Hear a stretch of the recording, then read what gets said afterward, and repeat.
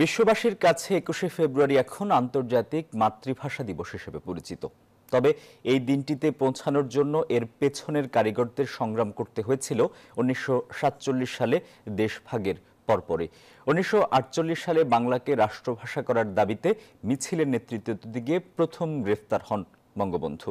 এরপর ১৯৫২ সালের ২১শে ফেব্রুয়ারি বাজেট অধিবেশনের দিনে বাংলা ভাষার দাবিতে রাজপথে বিক্ষোভের পরিকল্পনাকারীও ছিলেন তৎকালীন কারাবন্দী শেখ মুজিবুর রহমান। বিশ্লেষকদের আলোচনায় উঠে এসেছে ভাষা আন্দোলনে তার ভূমিকার কথা। জয়দেব দাসের রিপোর্ট। ভাষা আন্দোলনের কথা এলে আলোচনায় আসে ১৯৫২ সালের ২১শে ফেব্রুয়ারির আগে পরের কিছু কর্মকাণ্ড। কিন্তু এই আন্দোলনের বীজ বহু আগে প্রথম এক যুব সমাবেশে বুনেছিলেন তরুণ নেতা শেখ মুজিবুর রহমান। নানান কারণে অন্ধকারে রয়ে গেছে ভাষা আন্দোলনের শুরুর দিককার সেসব কথা। বঙ্গবন্ধু ১৫ তারিখ থেকে কেন বন্দী মুক্তির দাবিতে অনশন করলেন সেটাও ছাত্র নেতাদের সাথে আলোচনা করে, যে তোমরা একদিকে আন্দোলন করবা আর একদিকে আমি বন্দী মুক্তির দাবিতে অনশন করব। এটি আন্দোলনে একটা নতুন মাত্রা যুক্ত করবে।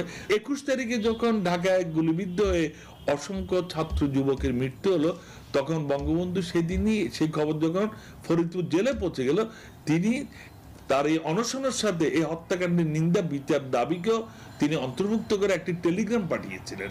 ১৯৪৮ সালে ছাত্রলীগ প্রতিষ্ঠার পর শেখ মুজিব প্রথম রাষ্ট্রভাষার পক্ষে রাজপথে দাবি তুলতে ১৫ই মার্চ ছাত্রলীগের একটি সমাবেশে ভাষণ দিয়েছিলেন।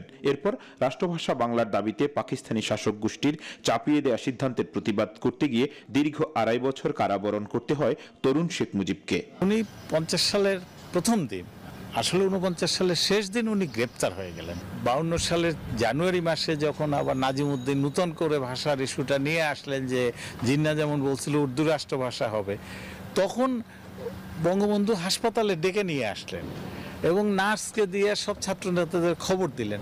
এগুলো অসমাপ্ত আত্মজীবনীতে আছে। গোয়েন্দাদের যে রিপোর্ট বের হয়েছে তার ভেতরে আছে উনি রাষ্ট্রভাষা আন্দোলনকে সংগঠিত করে ২১ ফেব্রুয়ারি যে ধর্মঘট হবে, সাধারণ ধর্মঘট হবে, হরতাল হবে, সেটাও কিন্তু হাসপাতালে বসে ঠিক করেছে।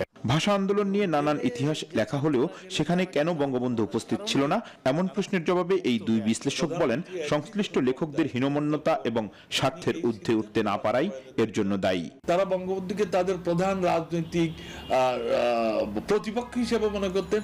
সুতরাং প্রতিপক্ষ একদিকে আপসহীন লড়াইয়ের মধ্যে দিয়ে বাঙালি জাতির মূল নেতায় পরিণত হয়ে যাচ্ছেন, ভাষা আন্দোলনও সেটাও যদি কৃতিত্বটা তার কাছে চলে যায়, তাহলে অন্যদের আর রইল কি? যারা ভাষা আন্দোলনের উপরে বই লিখেছেন তারা বঙ্গবন্ধুর ভূমিকাকে অস্বীকার করতে চেয়েছে।